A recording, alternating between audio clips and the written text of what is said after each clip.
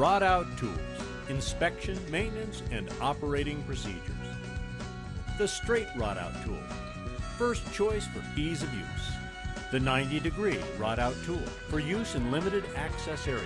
And the 60-degree Rod Out Tool for drain valves below the knee. Pre-use checklist. Be sure to check these items prior to using the tool. Warning: never attempt repairs without a factory parts kit. Wire rope. The cable used in angle 90 and angle 60 models. If it is unwound, separated, kinked, corroded, or has broken strands, do not use. Replace with factory parts kit or return to the factory for repair. Tubing. If tubing is bent, dented, crushed, cracked, or otherwise damaged, replace with factory part kit or return to the factory for repair. Safety stop, the blowout preventer. Retract handle fully until it stops. If handle and push rod do not stop when retracted, replace with factory parts kit or return to the factory for repair. Cutter, the drill bit.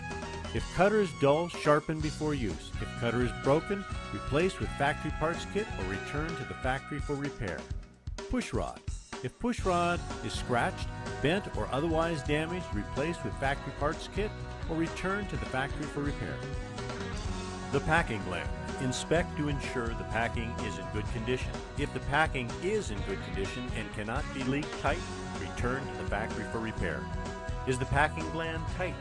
Check to be certain that the packing gland nut is securely fastened and that the packing does not leak. Fittings and joints. Check condition of the fittings. If the fittings are damaged or leaked during pressure testing, return to the factory for repair. The pressure gauge.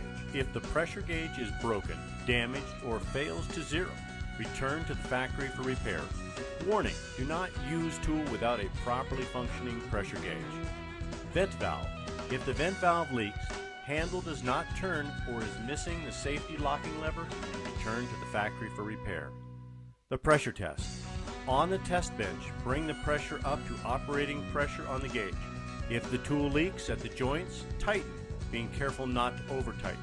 If the tool leaks at the packing gland, replace the packing. If the tool leaks anywhere, tighten until leakage stops. If leaks persist, do not use the tool, return to the factory for repair. Recommended procedure. For the complete Rod Out Tool operating instructions, click the Download PDF button below this video. For Rod Out Tool specifications, go to the Specifications page. Be certain the packing gland is tight and will not leak during use. Check the threads on the process connection.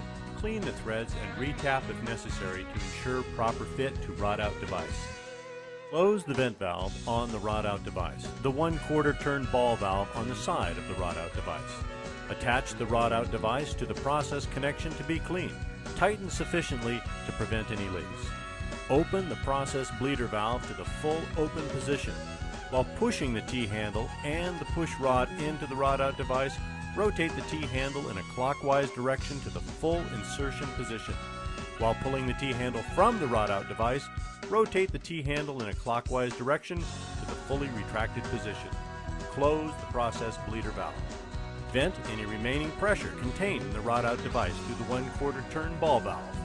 Remove the Rod Out device from the process connection. Re-inspect the tool. If it is damaged or needs repair, replace the tool or order a replacement parts kit. Your tool can be returned to the factory for repair.